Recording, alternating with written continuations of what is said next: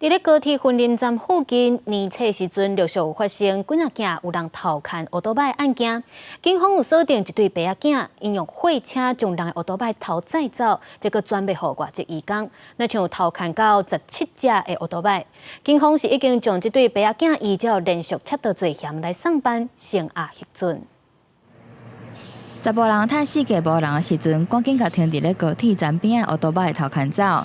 最近高铁分林站连续传出有乌多摆互人偷牵去的案件，甚至一天都有3、4台无去来报案。警方成立专案小组，来到一对白仔囝嫌犯。发现遭窃的3部机车及多面遭窃的机车车牌。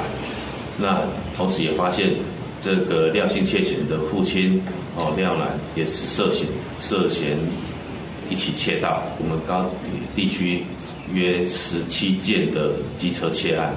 警方表示，去年11月，嘛有一个查甫人，同款是伫咧高铁站附近偷牵机车，然后再搁转卖互别人。大多数拢是锁定伫咧较偏僻的所在。等被害人发现乌多摆互人偷牵去的时阵，拢已经是几来工以后的代志啊。载货车来，讲要修理，人叫人要来修理。人咧咁问，讲我要人叫我来修理要载，载就惊。我们大概会怎么去注意？就是要看你的车身号码嘛，看有没有重新打过，还是说有被磨掉。